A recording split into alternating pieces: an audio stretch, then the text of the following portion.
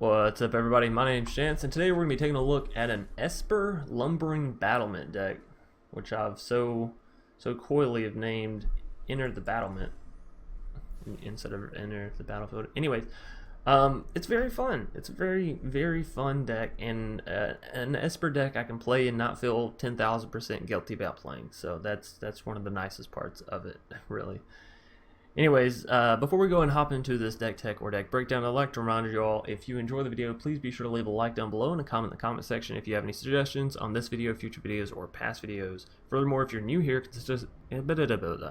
I feel like I mess that up every day now. Consider subscribing. It's free. It's a great way to support the channel. And if you hit that little bell notification, you'll get notifications whenever I go live or post things that aren't videos, like those little posts, whatever. I guess it's like YouTube's version of a tweet, kinda. Anyways, on into what we're actually playing here today instead of whatever self-sellout nonsense I'm talking about. Yeah, we're going to be focusing on Lumbering Battlement plus Thassa. And I will admit, if you want to see the combo a little bit more, you might want to go here and there, right? It's a little bit hard to hit with only having 3 copies, but it is the most sensible. So, you know, this is what your deck should look like. If you're trying to hit the combo, this is what you want your deck to look like. Anyways, Lumbering Battlement. Whenever it enters the battlefield, you're going to be able to exile any number of other non-token creatures you control until it leaves the battlefield. Furthermore, Lumbering Battlement is going to get +2/+2 for each card exiled with it. So, comes down as a 4/5 with Vigilance for 5 mana. Obviously not too terrible, not too shabby. But let's say you exile 2 of your cards, maybe your Burglar Rat and your Ox Finlurker, or maybe your Corpse Knight or something along those lines. Then it's going to turn into a 6/7 or a 8/9. You know, it's going to have these increasing stats. It's going to have the Vigilance, so it's going to have all this fantastic kill ability. Then the really nice thing and the really key piece to the combo is not so much how big the Lumbering Battlement gets or the fact that you can play it down and exile your own stuff, although that may seem cool to some. No, the cool part comes in the fact that you're going to be playing down these creatures such as Burglar's Rat, your Ox Finlurkers, Corpse Knights, Ayaras, you know, whatever. You know, the whole run-of-the-mill, Elite Guard Mages, Basilica Bellhaunts. You're going to be playing them down. And then you're going to be Lumbering Battlementing them and exiling them within this card. And then you're going to be using Thassa to make this card basically get exiled and have all those creatures re-enter the battlefield, right? So re-proc the Burglar Rat, so your Rock Finlurker, the Corpse Knight, yada yada yada. And then you're going to have Lumbering Battlement re-enter the battlefield, re-pick them all back up.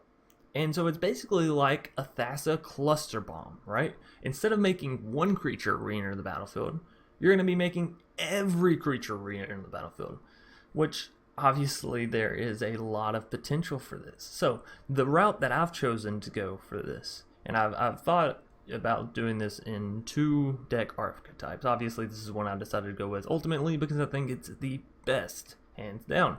But you could also do this in a Bont shell, which I might come back and do tomorrow. Anyway, so what you're going to do is you're going to pick up these Corpse Knights, your Ox Finlurkers, all that. You're going to re-throw them onto the battlefield every single turn with the Thassa and the Lumbering Battlement, which is obviously going to be dealing, you know, X damage based on the number of Corpse Knights and Ayaras you have. You're going to be drawing that many cards with the Elite Guard Mage, making your opponent discard that many cards with Basilica / your Rock / Burglar Rat, and then dealing that much damage / healing that much with Grey Merchant and stealing stuff with Agent. So it's a fairly simple, straight to the point kind of deck. Then we have these other really spicy, really awesome cards that make it, well, very able to deal with some of the meta-ass decks. So Teferi Time Raveler, obviously a very strong card, and I would be almost crazy to tell you to not put it in this deck. 3 mana Planeswalkers makes it where your opponents can't play instant speed spells at instant speed and allows you to bounce things as well as draw cards all in one. Fantastic card. 2 copies of Shatter the Sky. Honestly, if you're looking to play a bit more competitive and a bit more aggressive with this, I would probably go up to maybe 3 or 4. I've thought about Kaya's Wrath as well, but I think ultimately Shatter the Sky works out better for your favor, as you do have Thassa and Lumbering Battlements that you would be wiping with it, and you really don't mind wiping your Lumbering Battlement because, again, you're going to get everything else to re-enter the battlefield. Thassa, you know, it's one of the key pieces to the deck. Drag to the Underworld. I have thought about increasing the numbers here just for some cheap removal, as you do have a lot of mono black devotion you'll notice here early on. But I feel like Eat to Extinction is way too good to drop out in order to increase the numbers of drag to the Underworld. I think Eat to Extinction is fantastic. The fact that it has Exile and you get to look at the top card of your library is just over the top. It's just fan fucking tastic. And of course the rest of these cards we pretty much have touched on. Atris is a fantastic card, which I've seemed to have seen it way more than I've seen the rest of the cards in my deck, if that makes any sense. But hey, Atris isn't one of those that I ever mind seeing. It's a nice thing. And of course with Thassa and the Lumbering Battlement, you'll be looking at a ton of your cards and going through a ton of them just in that manner. So that's gonna pretty much do it for this deck tech or deck breakdown. And now we're gonna go and hop right into our matches. Hugo Harvey. Sounds like a name of somebody. I know Harvey Dent is a name, and I know Hugo is Hugo Strange, right?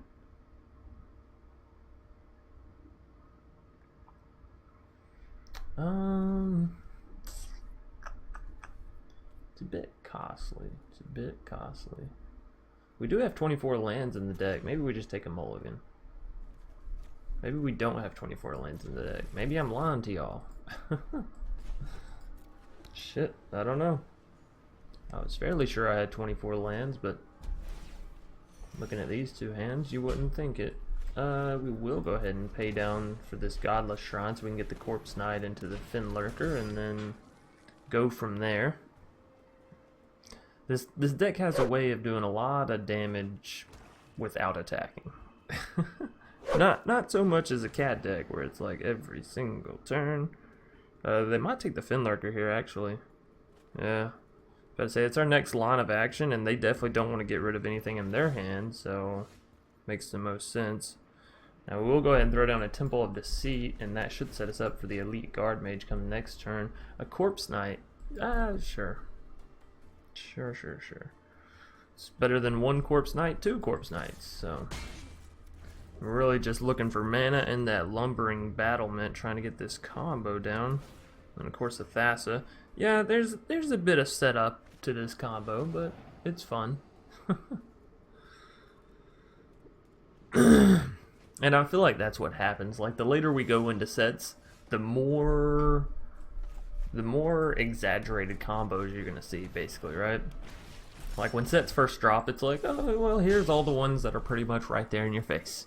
And then by the next week, they're like, oh, here's all the super spicy ones that nobody really thought of. And then 2, 3, 4, 5, 6, 7 weeks later, you're like, well, here's one that you will never think of.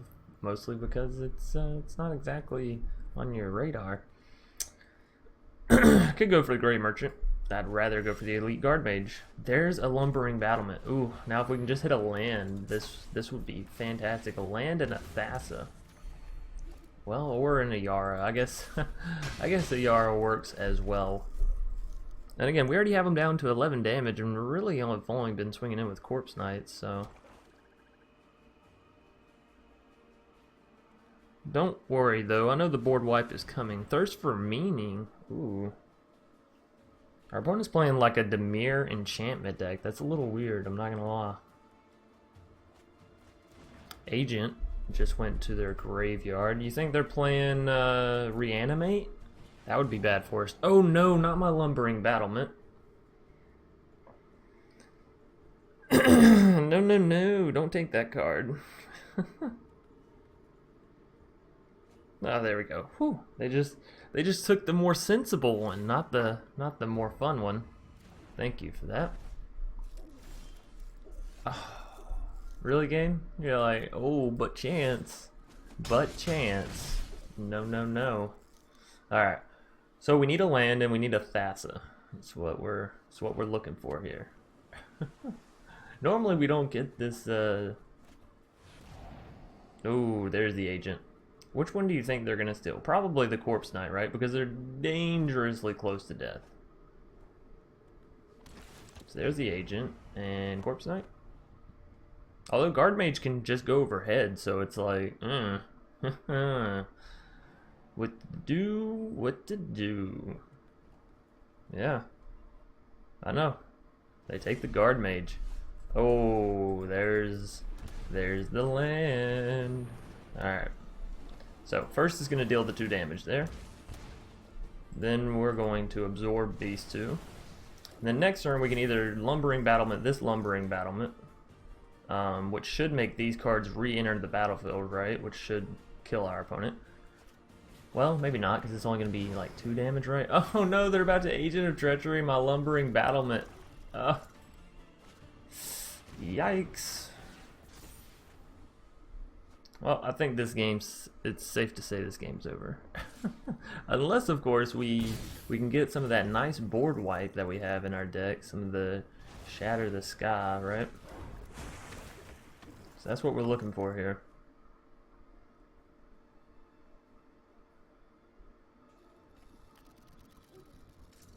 What you doing? You just select the Lumbering Battlement. Ooh, why would they not? It doesn't leave the battlefield. I don't know if they understand how that works. Of course, it's not like we can do anything. We can swing in. They're just going to defend with the Thassa, so, you know. We're still at a bit of a standstill, but them not taking the Lumbering Battlement was definitely a mistake on their part. And us not drawing board wipe is... Yikes. Or Thassa. Either which way, I will accept both gladly. Another Agent of Treachery. They're just taking all my lands? Alright, well we're going to give it 1 turn, because they're about to take 2 more of our lands. And, well, then we're probably going to call it. This is what happens, though, you know, you go to play regular, you're definitely going to run into some decks that play some unfavorable cards. We have 1 copy of Agent, so I can't say too much, but playing Agent Thassa always feels bad, you know? Always feels bad. But we did get our opponent very, very close. If I could just find the answer we're looking for. Our board wipe won't even kill the Thassa, by the way. It will retire her to not being a creature anymore, but they're drawing so many cards at this point, yeah. It's probably safe to say that this is a GG.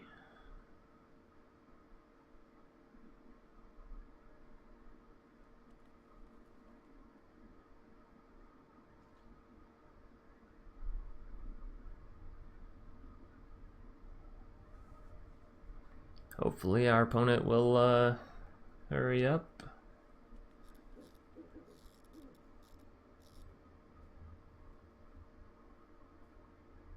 Hugo, buddy, it's not that hard of a decision.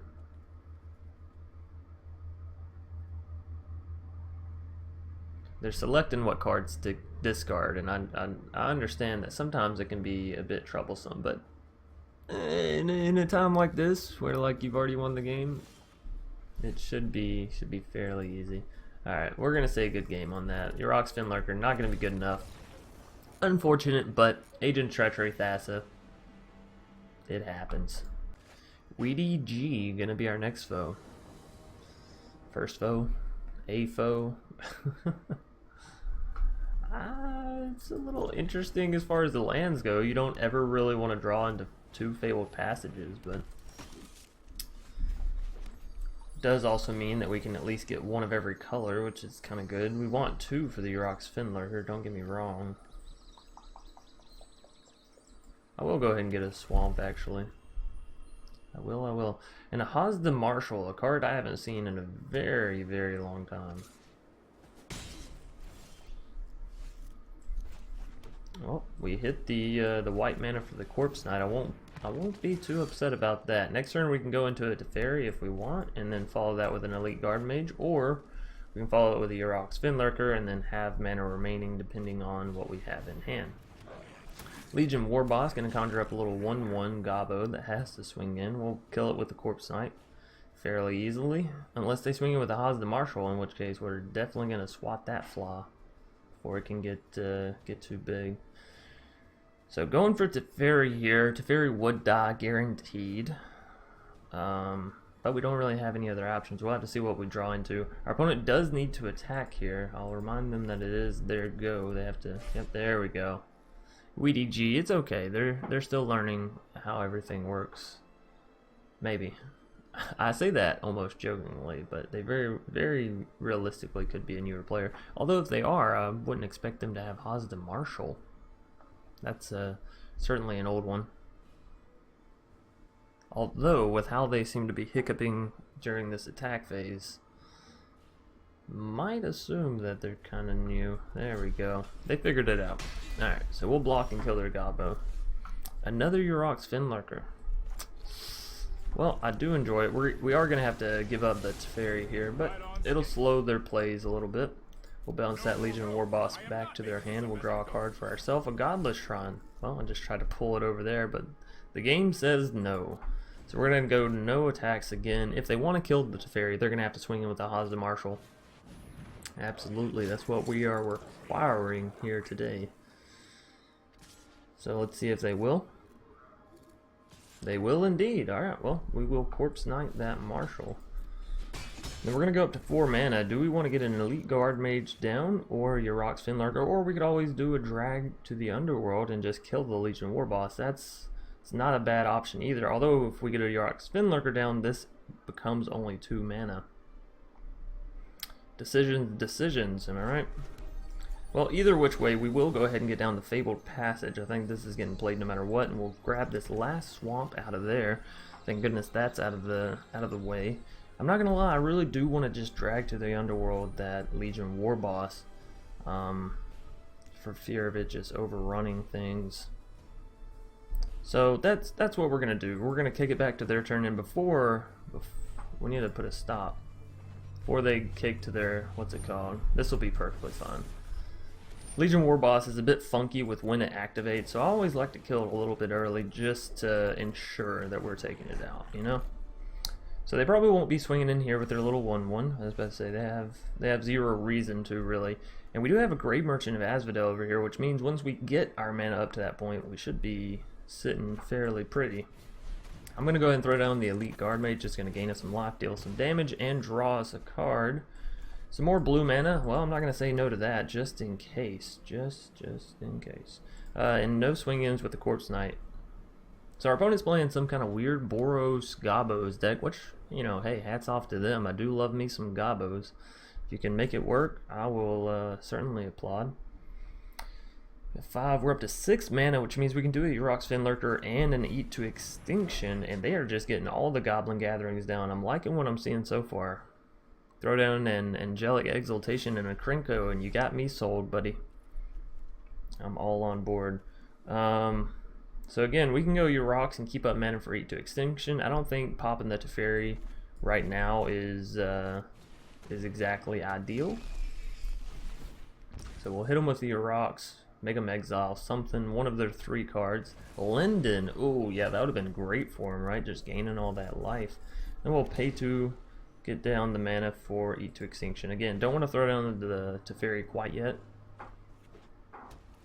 Nothing really we want to bounce on their side, and if it can't live, ooh, go ahead and throw this into full control before they do anything else. And then, yeah, I'd rather get rid of the Linden than the Heliod, I think. Although Heliod is indestructible, Linden we can't exactly kill this turn. Heliod we can bounce with the Teferi.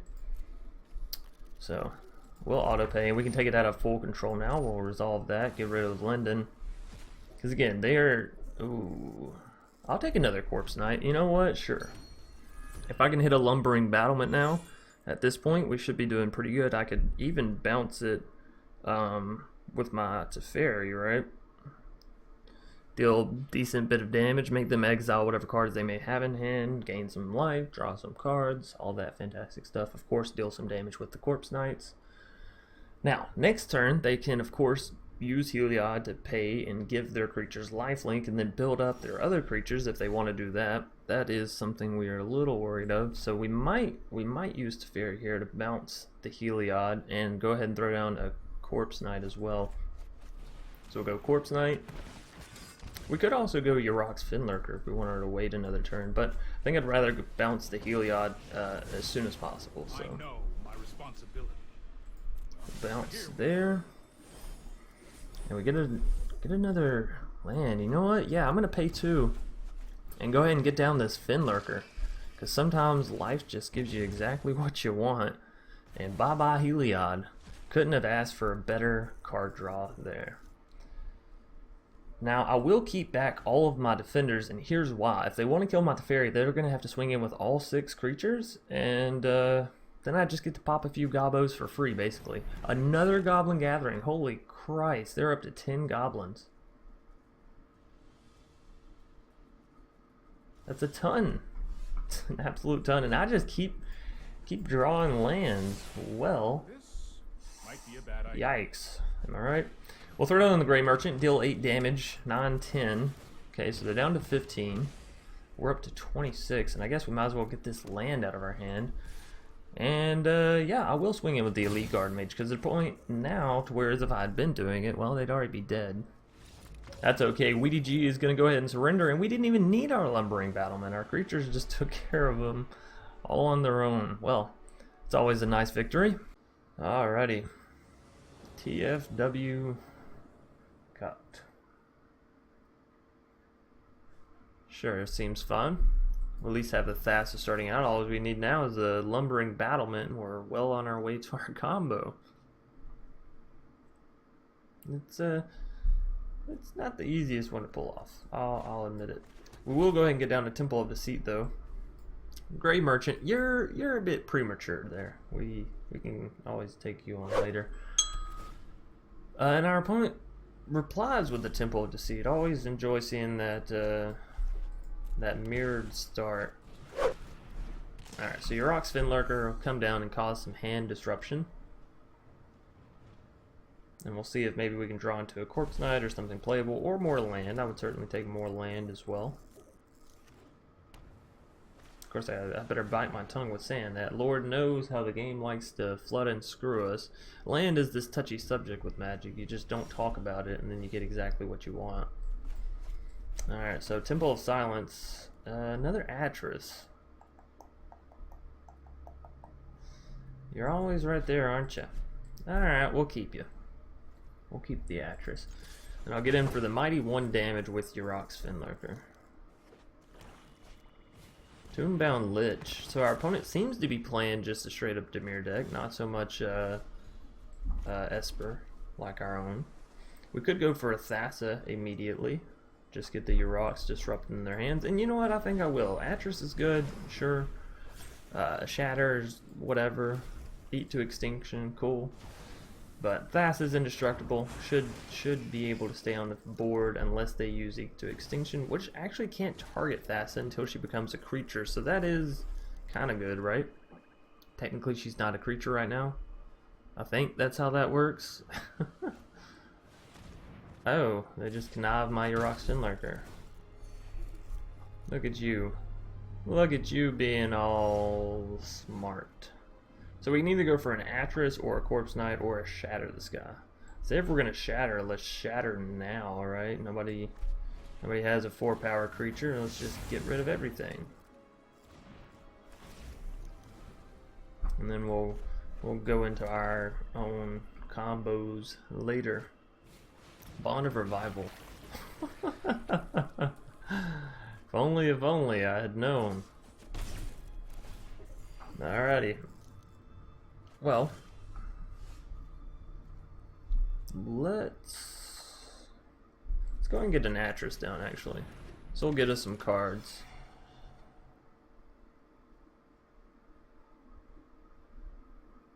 And I knew I should have just exiled that. Ooh, another Corpse Knight. That is very spicy. The land we want as well. What do they have down here that they don't want us to choose? I don't know. I don't really care though. A Teferi. Yeah, hey, I'm perfectly fine with not picking up a Teferi, actually. I'll take the Corpse Knight combo almost any day, but they don't know that we have another Corpse Knight, right? So they don't know the truth. I would have been really sad if it was a Lumbering Battlement. Another Corpse Knight? Oh man, that would be 3 Corpse Knights. Every time we use Thassa, it would be like boom, boom, boom. Yeah, give it here. Don't be a Lumbering Battlement. You're Ox Finlurker. I don't know why they would. I don't know. I don't know, but we will block the Tombbound Lich. I've had enough of your shit, Tombbound. Now your Thassa is completely pointless as well. Ha ha ha. Alright, so let's see how many of these Corpse Knights we can actually get down, shall we? There's one. That'd be two. We would need more black mana. Do we have more? Well, we only have one swamp in the field, so we should have more swamps theoretically in our library, unless something's happened to them. There they are. Alright, so let's go Corpse Knight numero dos. And we're going to need more white mana, which we can't exactly get to yet, but that's okay. So we got double Corpse Knights. Boom, boom. And then next turn we'll get down our third Corpse Knight, as well as probably an Atris, or potentially just Eat to Extinction that fucking Tombbound, because Lord knows I'm tired of dealing with it. Although I see a Dracusev in their graveyard, I'm thinking I might want to start keeping that 4 mana up for those surprise bonks. Alrighty, let's go Corpse Knight. We still have 4 mana. Now I can either keep up mana for Eat to Extinction or go for something else. Yeah, I'm gonna leave mana for Eat to Extinction. Something tells me their combo is coming sooner rather than later. I'm not gonna swing at them with the Corpse Knights. If they want to swing at me with the Tombbound Lich, so be it. But for now, this will be fun. It's kind of like having cat ovens, you know? It's just a little bit elongated. Concoct. There it is. Ladies and gentlemen, there is the Dracusev. Potentially, I guess. Do they have anything else? Nah, it's probably the Dracusev. Boom. And boom. I don't think so. Not here. Not today. We are going to graveyard that because we don't really care about it. Now we're just looking for our Lumbering Battlement for the win. Alright, so we can show the combo, the one, the only, the whole reason we showed up here today. Never mind, our opponent is just going to concede. Well, we did get fairly close with the combo in the first game there that we lost, but it was a very close loss. Anyways, I am going to go ahead and call it for the day. I do have work today, and oh so much of it. I've already been recording for 40, almost 50 minutes.